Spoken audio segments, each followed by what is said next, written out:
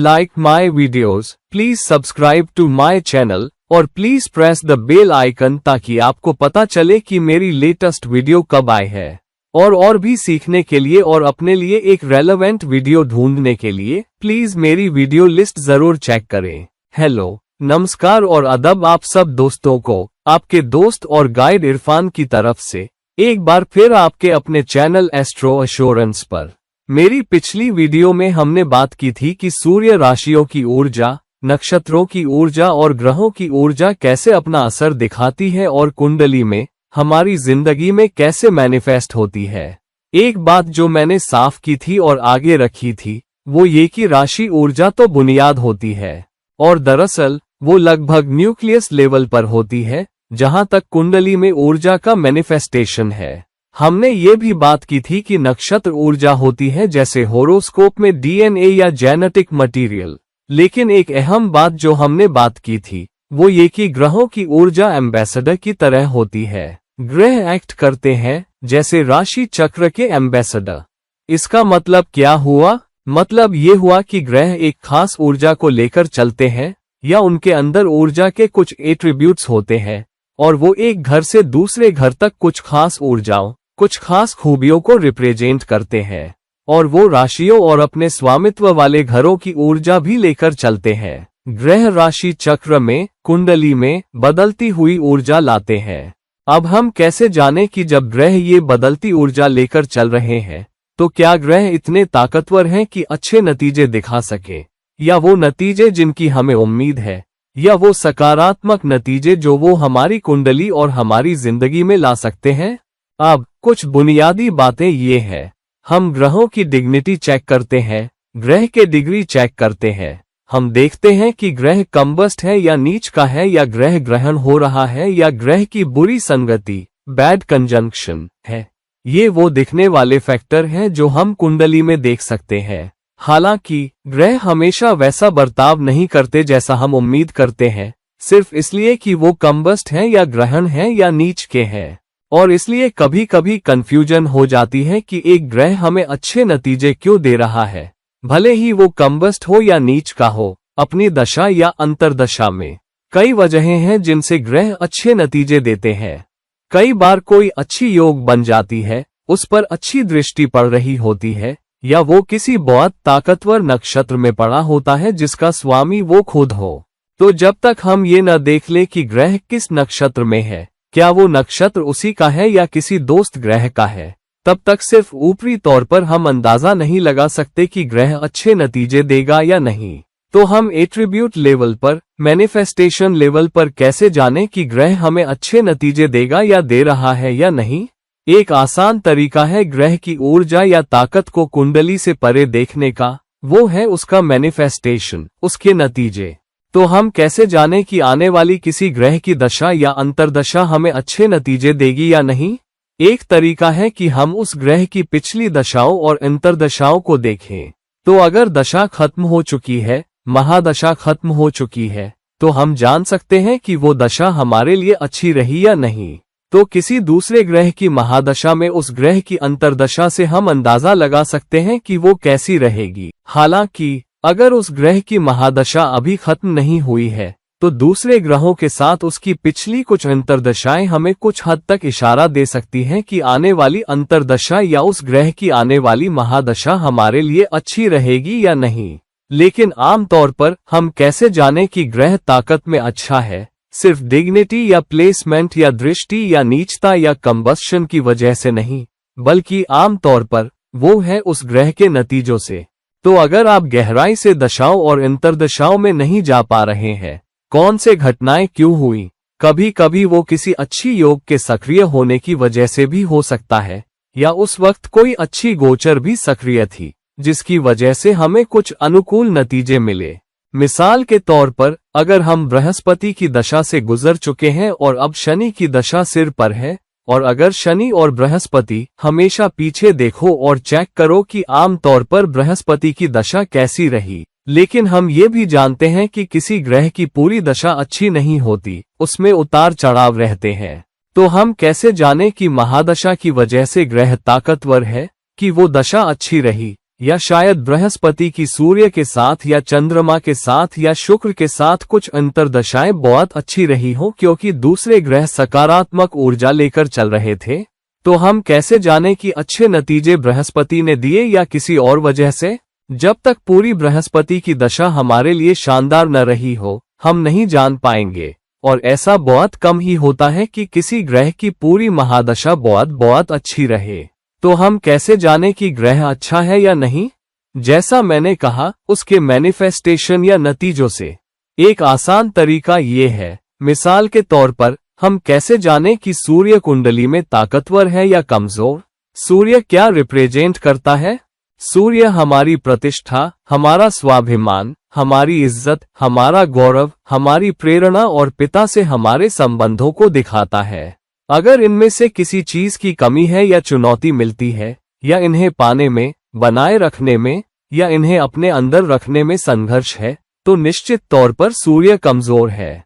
तो अगर कोई व्यक्ति अपमानित होने की ज्यादा परवाह नहीं करता, अपमान पर हंसकर टाल देता है, या अपने आप को ज्यादा इज्जत के साथ नहीं रख पाता, प्रतिष्ठा की परवाह नहीं है, लोग अपमान करें तो भी ठीक है, तो शायद सूर्य इतना ताकतवर नहीं है। हालांकि गौरव और स्वाभिमान रखने और अहंकारी होने के बीच एक बारीक रेखा है। तो अगर कोई हर छोटी बात पर लड़ने लगता है क्योंकि उसे अपमान का एहसास होता है और जोरदार झगड़े, चुनौतियां, लड़ाइयां और बहसों में पड़ जाता है, तब भी सूर्य कमजोर हो सकता है या सूर्य पीड़ित हो सकता है, भले ही कमजोर ना हो।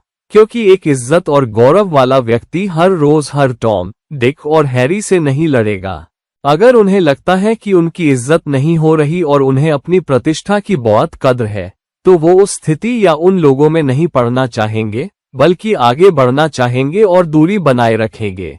तो ये एक ताकतवर, अच्छे सूर्य की निशानी है, जहां आप उन लोगों से नहीं उलझते, अपनी इज्जत रखते हैं, लेकिन दूरी बनाए रखते हैं और हर छोटे ताने, हर छोटे व्यंग्य, हर छोटी इशारे से प्रभावित नहीं होते, बल्कि गरिमा के साथ चलते हैं। अगर आप बहुत जल्दी गुस्सा खो देते हैं, हर छोटी बात को अपमान समझते हैं, तो फिर चुनौती है।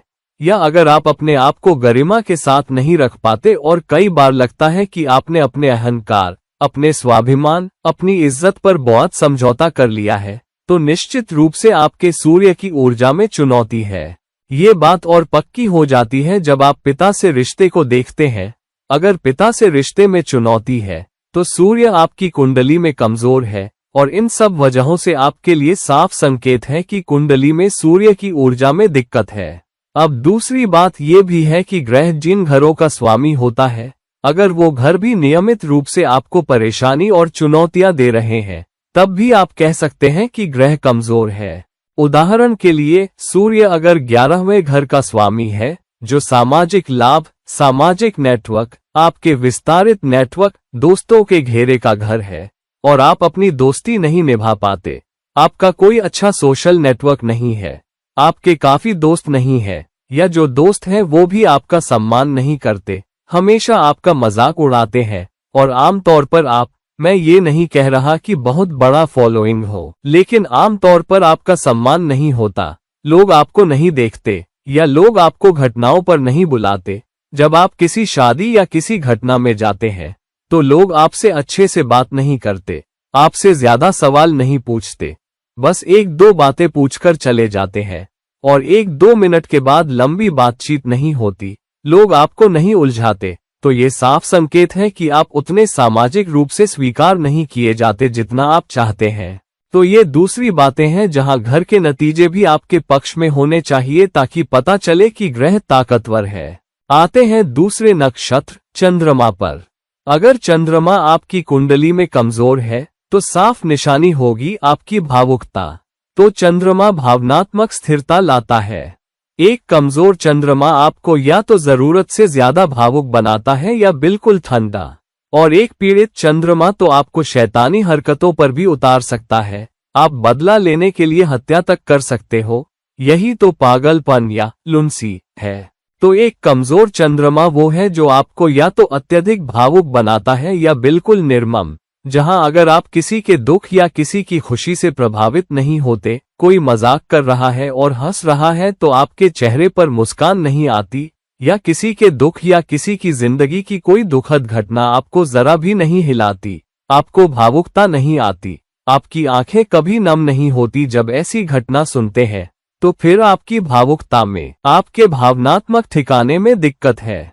दूसरी चीज है माँ से आपका रिश्ता। आप जानते हैं कि माँ के साथ आपका रिश्ता कैसा है। आमतौर पर ये आसान बात नहीं है क्योंकि माएं आमतौर पर प्यार करने वाली होती हैं। लेकिन अगर आपको माँ से कोई समस्या है, चुनौती है, गलतफहमियां है, या आप माँ से दूरी बनाना चाहते हैं या माँ से झगड़ते हैं, तब भी चंद्रमा कमजोर हो सकता है। और उसके ऊपर चंद्रमा जिस घर का स्वामी है, अगर वो अच्छे नतीजे नहीं दे रहा तो ये भी एक चुनौती है। साथ ही अगर आपको लगता है कि आपकी सोचने की क्षमता बहुत ताकतवर नहीं है, जैसे आप चीजों को याद नहीं रख पाते, जब कोई कहे हम कब ट्रिप पर गए थे, तो आपको याद नहीं आता, सही तारीख नहीं, लेकिन घटनाएं भी याद नहीं रख पाते, लोगों के नाम याद नहीं रख पाते, क्योंकि नामों का रिश्तों से गहरा नाता है। घटनाएं याद नहीं रख पाते, चीजें साफ याद नहीं रहती, खास तौर पर लोगों से जुड़ी याददाश्त कमजोर है।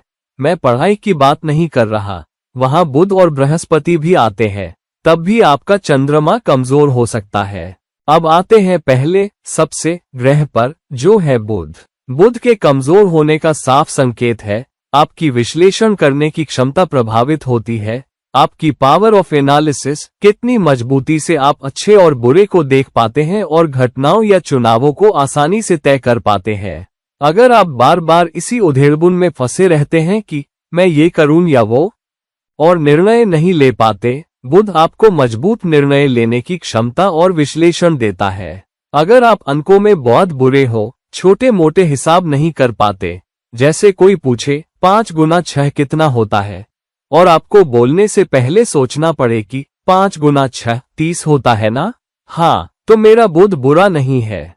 तो आमतौर पर अगर आपकी विश्लेषण करने की शक्ति और पढ़ाई से जुड़ी याददाश्त अच्छी नहीं है, तो आपका बुध कमजोर हो सकता है। एक साधारण बात, मेरे गुरु मुझसे कहा करते थे कि जब वो हमसे कुछ हिसाब करने को कहते थे, जो सबसे तेज होता था उसे कहते तुम्हारा बुध अच्छा है, और जो बहुत कमजोर होता था और बहुत समय लेता था, उससे मजाक में कहते लगता है तुम्हारा बुध कमजोर है, इसे मजबूत करो। तो शुक्र है कि मैं उन लोगों में था जिनके हिसाब तेज थे।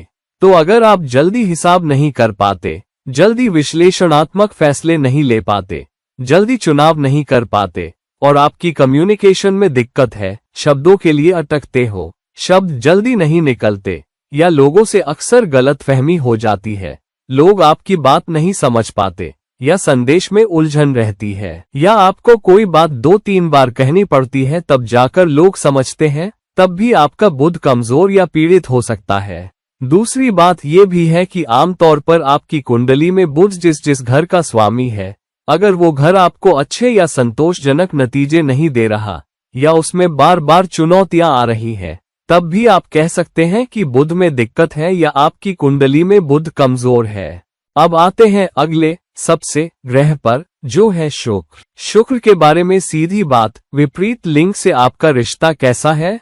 अगर आप शर्मीले हैं, विपरीत लिंग से बात करने में आत्मविश्वास से नहीं जा पाते, और आपको आमतौर पर लगता है कि विपरीत लिंग आपको पसंद नहीं करता या आपकी तरफ आकर्षित नहीं होता, और विपरीत लिंग से बात करते वक्त कम आत्मविश्वास महसूस करते हो, या घनिष्ठता इंटीमेसी की बातें आपको डराती हैं या हतोत्साहित करती है, या उसमें चुनौतियां हैं, और साथ ही आप में जुनून भी कम है, क्योंकि शुक्र जुनून के लिए भी है, तो ये सब निशानियां हैं कि शुक्र कमजोर हो सकता है। शुक्र का दूसरा गुण है रिश्ते, सिर्फ विपरीत लिंग से ही नहीं, बल्कि आमतौर पर आपके दोस्तों, पड़ोसियों, माता पिता, भाई बहनों, विद्यार्थियों, जान पहचान वालों या ऑफिस के सहकर्मियों के साथ कैसे रिश्ते हैं।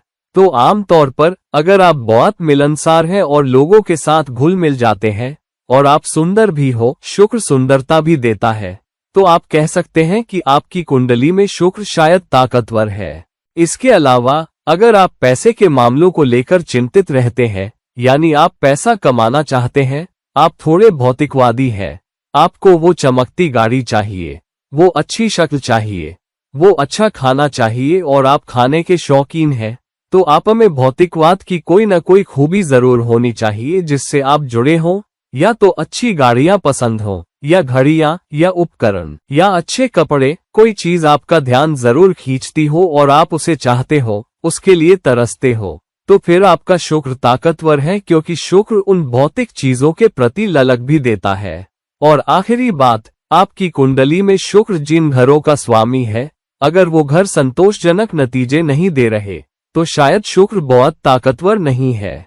और अगर विपरीत लिंग के साथ परेशानी हो तो ये भी एक निशानी है कि शुक्र पीड़ित है या कुंडली में कमजोर है। और अगर रिश्ते बार बार टूटते हैं, आप 2-3 रिश्तों में रह चुके हो और कोई टिका नहीं, और आपके पास कोई मजबूत नतीजा नहीं कि क्यों, तो शुक्र पीड़ित या कमजोर हो सकता है। फिर आते हैं अगले ग्रह पर, जो है मंगल। ये बाहरी ग्रह है। आमतौर पर अगर आपको लगता है कि कुछ करने की ऊर्जा कम है, प्रेरणा नहीं मिलती, इच्छाशक्ति कमजोर है, कुछ शुरू करते हो तो जल्दी हार मान लेते हो, थोड़ी देर भी नहीं टिक पाते, जीवन में लक्ष्यों को लेकर परेशान रहते हो, मुझे जिंदगी में क्या करना चाहिए, मैं क्या करना चाहता हूँ, खोया हुआ महसूस करते हो, और काम से निकलने पर या कुछ भी करने के इरादे से थोड़ी ही देर में ऊर्जा कम हो जाती है, कुछ करने का मन नहीं करता और उसे पूरा करने की इच्छाशक्ति नहीं रहती। कभी कभी हम कुछ शुरू करते हैं और उसे पूरा करने के लिए इच्छाशक्ति चाहिए। अगर वो नहीं है तो ये कमजोर मंगल की निशानी हो सकती है। दूसरी चीज मंगल ये करता है, मंगल आपको अपने विचारों, अपनी योजनाओं, अपनी सोच पर अडिग रहने वाला बनाता है। मंगल आपको उन बातों का बचाव करने पर उकसाता है जिन पर आप विश्वास करते हैं। तो अगर आप किसी बात पर बहुत गहरा विश्वास रखते हैं, लेकिन किसी बहस या किसी स्थिति में बहुत जल्दी हार मान लेते हैं, तो ये कमजोर मंगल हो सकता है। इसका मतलब ये भी हो सकता है कि आप रिश्ते को बनाए रखना चाहते हैं, इसलिए ये जरूरी है। हालांकि अगर आपका मंगल ताकतवर है तो आप थोड़े अलग होते हैं और तुरंत हार नहीं मानते जब कोई कहे, नहीं, ये सही नहीं है, मैं ऐसा नहीं सोचता, जबकि आपके दिल की गहराई में आपको विश्वास है कि आप सही हो। फिर भी आप चुप हो जाते हैं क्योंकि अचानक आत्मविश्वास डगमगाता है, क्या सच में मैं सही हूँ? आपके मन में संदेह पैदा हो जाता है और आप अपने प्रोजेक्ट, अपनी टीम, अपने रिश्तों, अपने भाइयों, अपने समुदाय, अपने देश के लिए कोई मोर्चा नहीं लेते। ये दिखाता है कि आपका मंगल कमजोर हो सकता है। पीड़ित मंगल आपको बेमतलब झगड़ों, बहसों में उलझाएगा, ये साबित करने के लिए कि आप मजबूत हैं। ताकतवर मंगल लोगों से नहीं लड़ता, नहीं बहस करता, ये तो स्वाभाविक रूप से आता है। अगर आमतौर पर आप झगड़ों, हाथापाई, चीख पुकार में पड़ते हो, तो आपका मंगल पीड़ित है, ये ताकतवर मंगल नहीं है। एक ताकतवर मंगल आपको चिल्लाए बिना, लड़े बिना, मुक्का मारे बिना, हिंसक कृत्यों में पड़े बिना या बहुत आक्रामक हुए बिना अपनी बात का बचाव करने देता है। अगर आप दृढ़ता से अपने विचारों पर खड़े होते हो तो आमतौर पर आपकी कुंडली में मंगल ताकतवर है। और जैसा मैंने कहा, कुछ करने की ऊर्जा। अगर आप लेटते हो, छोटी झपकी लेना चाहते हो और 45 मिनट या 1 घंटे की झपकी के बाद उठकर चाय या कॉफी पीते हो और फिर ऊर्जा महसूस करते हो और कुछ करने का जी चाहता है, तो आपका मंगल ताकतवर है। जब कोई कहे, मुझे ये करना है, वो करना है, चलो ट्रैकिंग करते हैं या कुछ साहसिक काम करते हैं, और आप में वो करने की भावना हो, भले ही थके हो, लेकिन जज्बा ताकतवर हो, तो आपका मंगल ताकतवर है। ताकतवर मंगल वाले लोग बीमारी से जल्दी उबर जाते हैं।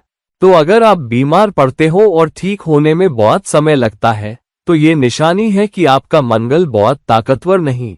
लेकिन अगर जल्दी पांव पर खड़े हो जाते हो, जल्दी अच्छे हो जाते हो, तो आपका मंगल ताकतवर हो सकता है। और बेशक आपकी कुंडली में मंगल जिन घरों का स्वामी है, अगर वो घर आपको चुनौतीपूर्ण या बुरे नतीजे दे रहे हैं, तो आपका मंगल कमजोर या पीड़ित हो सकता है। फिर आते हैं अगले ग्रह बृहस्पति पर। बृहस्पति आमतौर पर आपको समझदारी से फैसले लेने की क्षमता देगा, चीजों को ज्यादा संतुलित तरीके से परखने में मदद करेगा।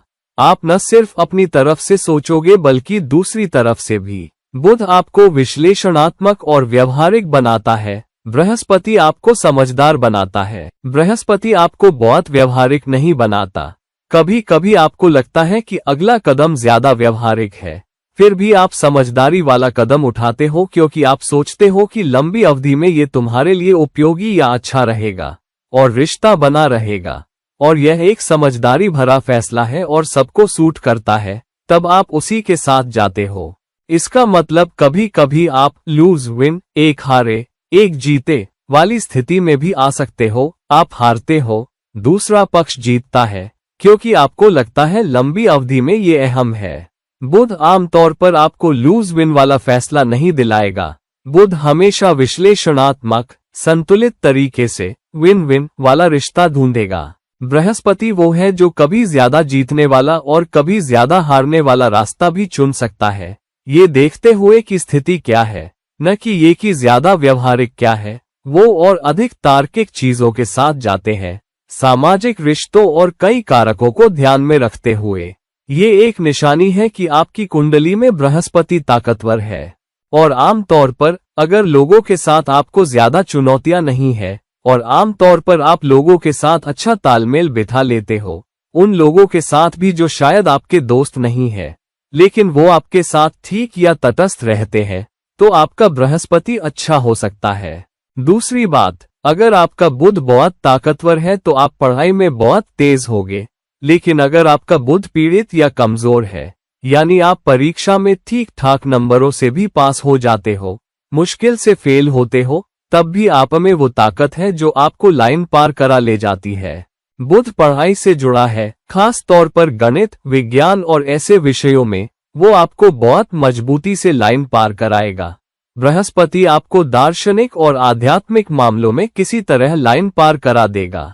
और अगर आप ज्यादा धार्मिक हैं और आध्यात्मिकता की ओर झुकाव रखते हैं, तो आपका बृहस्पति भी ताकतवर है।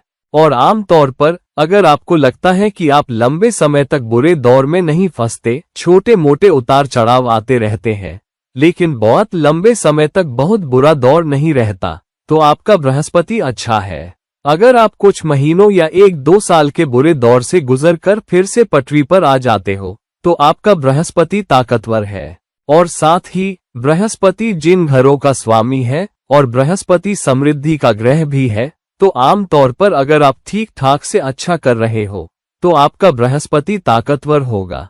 लेकिन अगर आपको लगता है कि आप कर्ज में है, टिक नहीं पा रहे, संकट है, जिंदगी की ज्यादातर चीजों में संघर्ष ही संघर्ष है, तो शायद बृहस्पति कमजोर या पीड़ित है।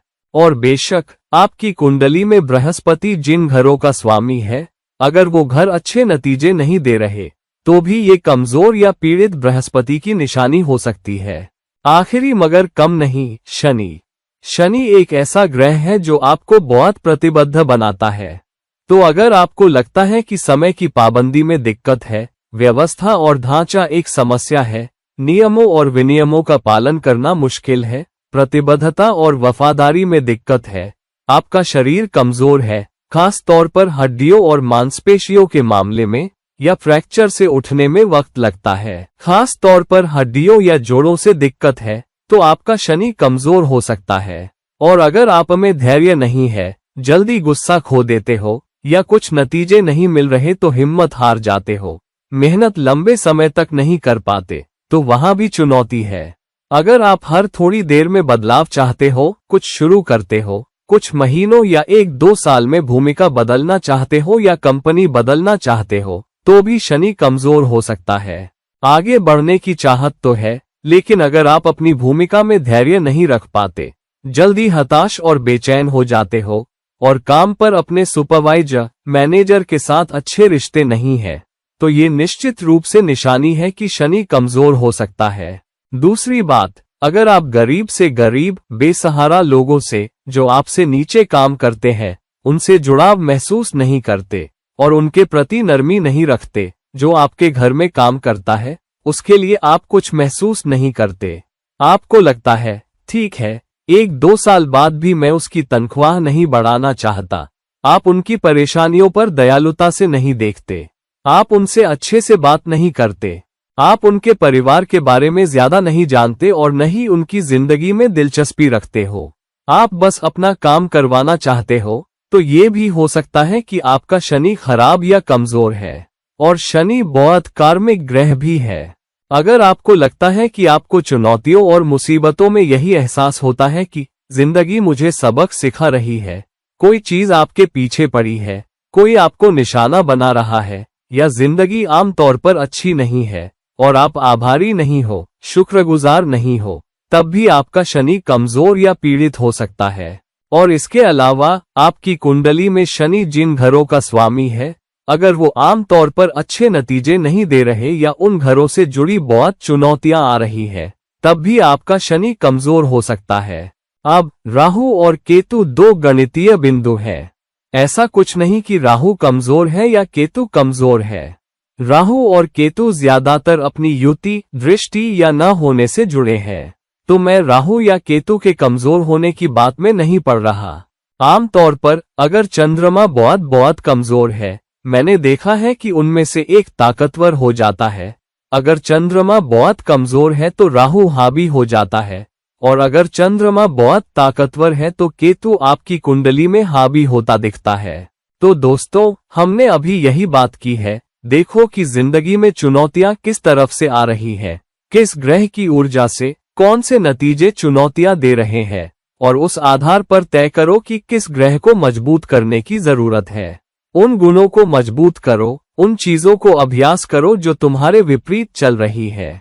अगर तुम्हें लगे तो धैर्य का अभ्यास करो, दृढ़ता का अभ्यास करो, विनम्र बनने का और दूसरों के साथ अच्छा व्यवहार करने का अभ्यास करो।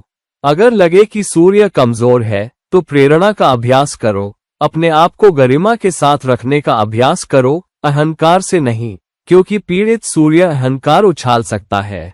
तो दोस्तों, इस वीडियो को लाइक करो, शेयर करो, और अगर तुम मुझसे व्यक्तिगत परामर्श चाहते हो तो मुझसे संपर्क करो। लिंक नीचे दिया गया है। और किसी दूसरे वीडियो के साथ किसी और वक्त तक, ये आपके दोस्त और गाइड इरफान साइनिंग ऑफ। नमस्कार।